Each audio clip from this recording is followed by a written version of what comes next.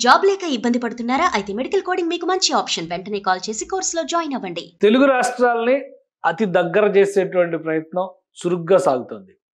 రాష్ట్ర విభజన సమయంలో ఇచ్చినటువంటి హామీలకు సంబంధించి వాటి అమలు, ఈ అంశాల పర్యవేక్షణ పైన కేంద్ర ప్రభుత్వం ప్రత్యేకమైన ఫోకస్ పెట్టింది. ఈ క్రమంలోనే అమరావతి హైదరాబాద్ హైవేకి సంబంధించి డిపిఆర్ ఏర్పాటు చేయాలంటూ దానికి ఒక గ్రీన్ సిగ్నల్ ఇచ్చింది కేంద్ర హోంశాఖ. హోంశాఖ ఇటీవల ఒక సమావేశాన్ని నిర్వహించింది. దాదాపు 20 శాఖలకు సంబంధించినటువంటి కేంద్ర హోంశాఖ నిర్వహించినటువంటి ఈ సమావేశంలో 20 శాఖలకు సంబంధించినటువంటి అధికారుల బృందాలతో పాటు ఆంధ్రప్రదేశ్, తెలంగాణకి చెందినటువంటి చీఫ్ సెక్రటరీ లెవెల్ ఆఫీసర్స్ అందరూ కూడా పార్టిసిపేట్ చేశారు. ఇందులో కొన్ని కీలక నిర్ణయాలు తీసుకుంది. అందులో ముఖ్యమైనటువంటి అంశం అమరావతి హైదరాబాద్ గ్రీన్ ఫీల్డ్ హైవేకి గ్రీన్ సిగ్నల్ ఇవ్వడం.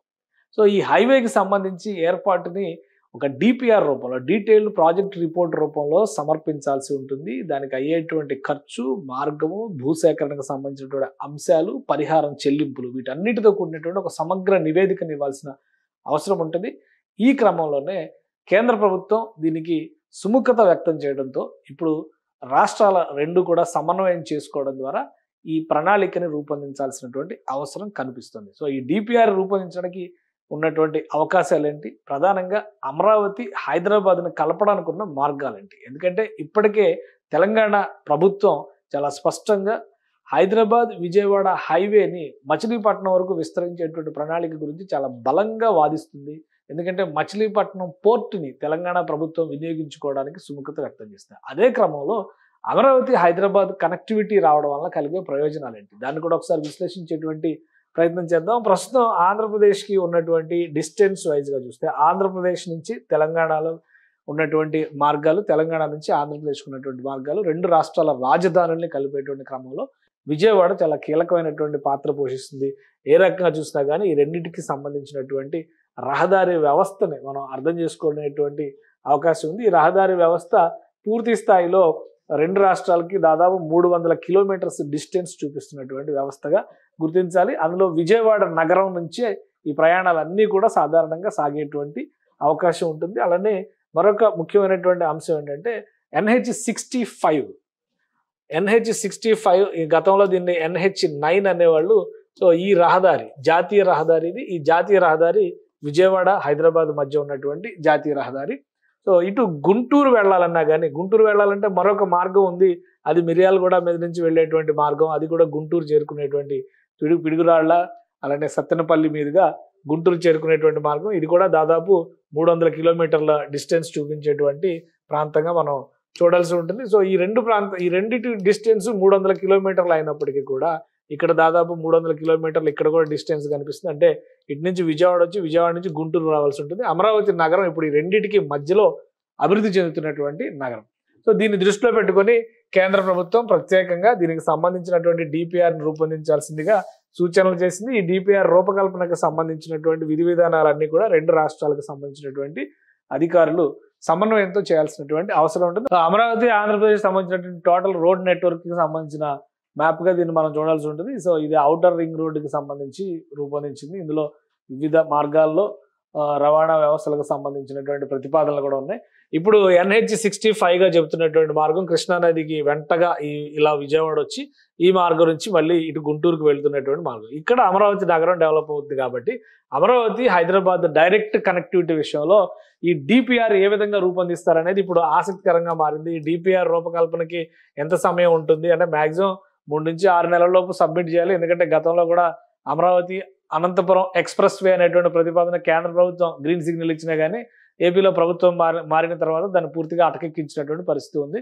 కాబట్టి ఇప్పుడు రెండు వైపులా కూడా డబుల్ ఇంజిన్ సర్కార్ ఏపీలో కేంద్రంలో నడుస్తుంది. కాబట్టి వీళ్ళంత వేగంగా ఈ డిపిఆర్ని సబ్మిట్ చేస్తే కనుక కేంద్రం ఇచ్చేటువంటి గ్రీన్ సిగ్నల్ అప్రూవల్స్ ఆధారంగా దీన్ని వెంటనే పనులు ప్రారంభించడానికి అవకాశం ఉండొచ్చు. ఎందుకంటే ఎక్కువ భాగం హైదరాబాద్ నుంచి వచ్చేటువంటి మార్గాలు ఏ విధంగా చూసినా కానీ ఇటు మిర్యాలగూడ లేదంటే కోదాడ వైపు, సూర్యాపేట వైపు నుంచి వచ్చేటువంటి మార్గాలు మాత్రమే ఉంటాయి. సో ఇక్కడ కృష్ణానదిని ఎక్కడ క్రాస్ చేయాలనేది చాలా ముఖ్యమైనటువంటి అంశం అవుతుంది. అలానే ఔటర్ రింగ్ రోడ్డు నిర్మాణానికి సంబంధించినటువంటి ప్రణాళికను రూపొందించారు. కాబట్టి దాదాపు ఔటర్ రింగ్ రోడ్డు దగ్గరే మున్నలూరు ప్రాంతంలో ఈ నేషనల్ హైవే కనెక్టివిటీ చేసేటువంటి అవకాశం ఉండొచ్చు. దాన్ని డైరెక్ట్గా అమరావతిలోకి తీసుకొచ్చేటువంటి అవకాశం ఉండదు. దీనివల్ల దాదాపుగా ఒక 50 నుంచి 70 కిలోమీటర్ల డిస్టెన్స్ తగ్గుతుంది. ఇటువైపు ఈ డిస్టెన్స్తో పోల్చి చూసినప్పుడు దాదాపు 80 కిలోమీటర్ల వరకు కలిసి వచ్చేటువంటి అవకాశం ఉంటుంది. అంటే అమరావతి హైదరాబాద్ మధ్య ప్రయాణ దూరం చాలా వరకు తగ్గేటువంటి ఛాన్సెస్ ఉంటాయి. ఇప్పుడు ప్రస్తుతం ఉన్నటువంటి అంచనాల ప్రకారం చూస్తే కూడా కనీసం 5 గంటల ప్రయాణం కనిపిస్తుంది. రాబోయే రోజుల్లో ఇది 2 గంటలకే ఎక్స్ప్రెస్ వే కనుక ప్రాపర్గా సిద్ధమైతే 2 గంటలకే కుదించేటువంటి అవకాశం ఉంటుంది. సో ఇతర అంశాలను రెండు రాష్ట్రాల మధ్య పరిష్కరించాల్సినటువంటి ఇతర అంశాలన్నింటినీ పరిశీలించిన తర్వాత ప్రధానమైనటువంటి డిమాండ్ల పైన కేంద్ర ప్రభుత్వం కొన్నింటికి గ్రీన్ సిగ్నల్ ఇచ్చింది. వాటిలో అమరావతి హైదరాబాద్ ఎక్స్ప్రెస్ వే అనేది చాలా కీలకమైనది. హైదరాబాద్తో అమరావతి కనెక్టివిటీ ఏర్పడుతుంది. ఈ షార్ట్ డిస్టెన్స్ని ఉపయోగించుకోవడం ద్వారా అటు విజయవాడ గుంటూరు ప్రాంతాలకు కూడా ఇది కలిసి వచ్చేటువంటి అవకాశం అవుతుంది. ఈ అన్ని అంశాలపైన కూడా సమగ్ర అధ్యయనం చేసి అంచనా వ్యయంతో సహా డిపిఆర్ని అతి త్వరలో రాష్ట్ర ప్రభుత్వం ఏపీ ప్రభుత్వానికి ఇచ్చినటువంటి ఆదేశం కాబట్టి ఇది ఏపీ ప్రభుత్వం సమర్పించాల్సినటువంటి అవసరం ఉంటుంది. తదుపరి చర్యల్ని కేంద్రం తీసుకునేటువంటి స్కోప్ ఉంటుంది. తెలుగు రాష్ట్రాలని అతి దగ్గర చేసేటువంటి ప్రయత్నం చురుగ్గా సాగుతుంది. రాష్ట్ర విభజన సమయంలో ఇచ్చినటువంటి హామీలకు సంబంధించి వాటి అమలు, ఈ అంశాల పర్యవేక్షణ పైన కేంద్ర ప్రభుత్వం ప్రత్యేకమైన ఫోకస్ పెట్టింది. ఈ క్రమంలోనే అమరావతి హైదరాబాద్ హైవేకి సంబంధించి డిపిఆర్ ఏర్పాటు చేయాలంటూ దానికి ఒక గ్రీన్ సిగ్నల్ ఇచ్చింది కేంద్ర హోంశాఖ. హోంశాఖ ఇటీవల ఒక సమావేశాన్ని నిర్వహించింది.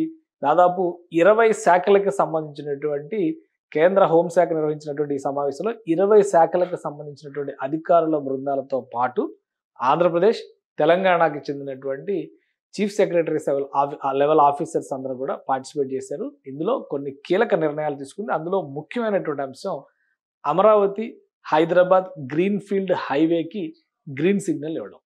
సో ఈ హైవేకి సంబంధించి ఏర్పాటుని ఒక డిపిఆర్ రూపంలో, డీటెయిల్డ్ ప్రాజెక్ట్ రిపోర్ట్ రూపంలో సమర్పించాల్సి ఉంటుంది. దానికి అయ్యేటువంటి ఖర్చు, మార్గము, భూసేకరణకు సంబంధించినటువంటి అంశాలు, పరిహారం చెల్లింపులు, వీటన్నిటితో కూడినటువంటి ఒక సమగ్ర నివేదికను ఇవ్వాల్సిన అవసరం ఉంటుంది.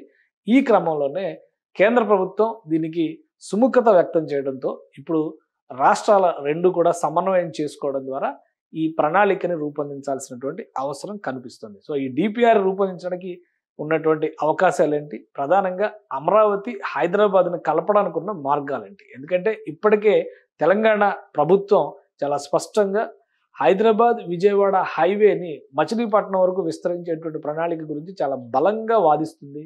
ఎందుకంటే మచిలీపట్నం పోర్టుని తెలంగాణ ప్రభుత్వం వినియోగించుకోవడానికి సుముఖత వ్యక్తం చేస్తుంది. అదే క్రమంలో అమరావతి హైదరాబాద్ కనెక్టివిటీ రావడం వల్ల కలిగే ప్రయోజనాలు ఏంటి, దాన్ని కూడా ఒకసారి విశ్లేషించేటువంటి ప్రయత్నం చేద్దాం. ప్రస్తుతం ఆంధ్రప్రదేశ్కి ఉన్నటువంటి డిస్టెన్స్ వైజ్గా చూస్తే ఆంధ్రప్రదేశ్ నుంచి తెలంగాణలో ఉన్నటువంటి మార్గాలు, తెలంగాణ నుంచి ఆంధ్రప్రదేశ్కి ఉన్నటువంటి మార్గాలు, రెండు రాష్ట్రాల రాజధానుల్ని కలిపేటువంటి క్రమంలో విజయవాడ చాలా కీలకమైనటువంటి పాత్ర పోషిస్తుంది.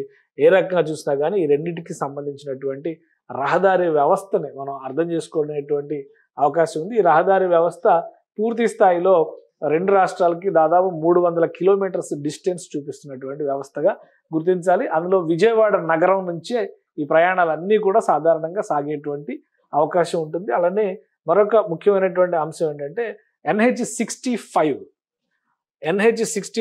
ఈ గతంలో దీన్ని NH9 అనేవాళ్ళు. సో ఈ రహదారి జాతీయ రహదారి ఇది. ఈ జాతీయ రహదారి విజయవాడ హైదరాబాద్ మధ్య ఉన్నటువంటి జాతీయ రహదారి.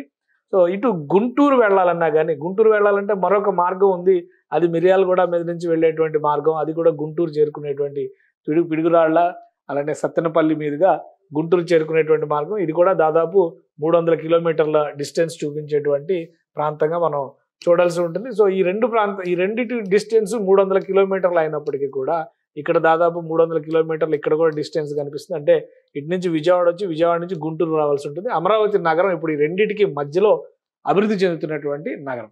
సో దీన్ని దృష్టిలో పెట్టుకొని కేంద్ర ప్రభుత్వం ప్రత్యేకంగా దీనికి సంబంధించినటువంటి డిపిఆర్ని రూపొందించాల్సిందిగా సూచనలు చేసింది. ఈ డిపిఆర్ రూపకల్పనకు సంబంధించినటువంటి విధి విధానాలన్నీ కూడా రెండు రాష్ట్రాలకు సంబంధించినటువంటి అధికారులు సమన్వయంతో చేయాల్సినటువంటి అవసరం ఉంటుంది. అమరావతి ఆంధ్రప్రదేశ్ సంబంధించినటువంటి టోటల్ రోడ్ నెట్వర్క్కి సంబంధించిన మ్యాప్గా దీన్ని మనం చూడాల్సి ఉంటుంది. సో ఇది ఔటర్ రింగ్ రోడ్డుకి సంబంధించి రూపొందించింది. ఇందులో వివిధ మార్గాల్లో రవాణా వ్యవస్థలకు సంబంధించినటువంటి ప్రతిపాదనలు కూడా ఉన్నాయి.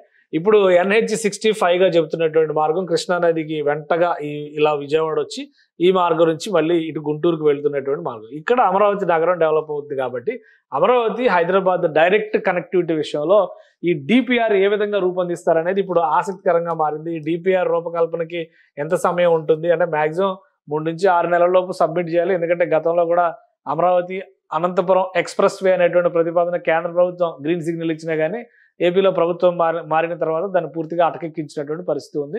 కాబట్టి ఇప్పుడు రెండు వైపులా కూడా డబుల్ ఇంజిన్ సర్కార్ ఏపీలో కేంద్రంలో నడుస్తుంది కాబట్టి వీళ్ళంత వేగంగా ఈ డిపిఆర్ని సబ్మిట్ చేస్తే కనుక కేంద్రం ఇచ్చేటువంటి గ్రీన్ సిగ్నల్ అప్రూవల్స్ ఆధారంగా దీన్ని వెంటనే పనులు ప్రారంభించడానికి అవకాశం ఉండొచ్చు. ఎందుకంటే ఎక్కువ భాగం హైదరాబాద్ నుంచి వచ్చేటువంటి మార్గాలు ఏ విధంగా చూసినా కానీ ఇటు మిర్యాలగూడ లేదంటే కోదాడ వైపు సూర్యాపేట వైపు నుంచి వచ్చేటువంటి మార్గాలు మాత్రమే ఉంటాయి. సో ఇక్కడ కృష్ణానదిని ఎక్కడ క్రాస్ చేయాలనేది చాలా ముఖ్యమైనటువంటి అంశం అవుతుంది. అలానే ఔటర్ రింగ్ రోడ్డు నిర్మాణానికి సంబంధించినటువంటి ప్రణాళికను రూపొందించారు కాబట్టి దాదాపు ఔటర్ రింగ్ రోడ్డు దగ్గరే మున్నలూరు ప్రాంతంలో ఈ నేషనల్ హైవే కనెక్టివిటీ చేసేటువంటి అవకాశం ఉండొచ్చు. దాన్ని డైరెక్ట్గా అమరావతిలోకి తీసుకొచ్చేటువంటి అవకాశం ఉండదు. దీనివల్ల దాదాపుగా ఒక 50 నుంచి 70 కిలోమీటర్ల డిస్టెన్స్ తగ్గుతుంది. ఇటువైపు ఈ డిస్టెన్స్తో పోల్చి చూసినప్పుడు దాదాపు 80 కిలోమీటర్ల వరకు కలిసి వచ్చేటువంటి అవకాశం ఉంటుంది. అంటే అమరావతి హైదరాబాద్ మధ్య ప్రయాణ దూరం చాలా వరకు తగ్గేటువంటి ఛాన్సెస్ ఉంటాయి. ఇప్పుడు ప్రస్తుతం ఉన్నటువంటి అంచనాల ప్రకారం చూస్తే కూడా కనీసం 5 గంటల ప్రయాణం కనిపిస్తుంది. రాబోయే రోజుల్లో ఇది 2 గంటలకే ఎక్స్ప్రెస్ వే కనుక ప్రాపర్గా సిద్ధమైతే 2 గంటలకే కుదించేటువంటి అవకాశం ఉంటుంది. సో ఇతర అంశాలను రెండు రాష్ట్రాల మధ్య పరిష్కరించాల్సినటువంటి ఇతర అంశాలన్నింటినీ పరిశీలించిన తర్వాత ప్రధానమైనటువంటి డిమాండ్ల పైన కేంద్ర ప్రభుత్వం కొన్నింటికి గ్రీన్ సిగ్నల్ ఇచ్చింది. వాటిలో అమరావతి హైదరాబాద్ ఎక్స్ప్రెస్ వే అనేది చాలా కీలకమైనది. హైదరాబాద్తో అమరావతి కనెక్టివిటీ ఏర్పడుతుంది. ఈ షార్ట్ డిస్టెన్స్ని ఉపయోగించుకోవడం ద్వారా అటు విజయవాడ గుంటూరు ప్రాంతాలకు కూడా ఇది కలిసి వచ్చేటువంటి అవకాశం అవుతుంది. ఈ అన్ని అంశాలపైన కూడా సమగ్ర అధ్యయనం చేసి అంచనా వ్యయంతో సహా డిపిఆర్ని అతి త్వరలో రాష్ట్ర ప్రభుత్వం ఏపీ ప్రభుత్వానికి ఇచ్చినటువంటి ఆదేశం కాబట్టి ఇది ఏపీ ప్రభుత్వం సమర్పించాల్సినటువంటి అవసరం ఉంటుంది. తదుపరి చర్యల్ని కేంద్రం తీసుకునేటువంటి స్కోప్ ఉంటుంది. సుమన్ టీవీలో మీ పర్సనల్ అండ్ బిజినెస్ ప్రమోషన్స్ కోసం కింది నెంబర్కి కాంటాక్ట్ చేయండి.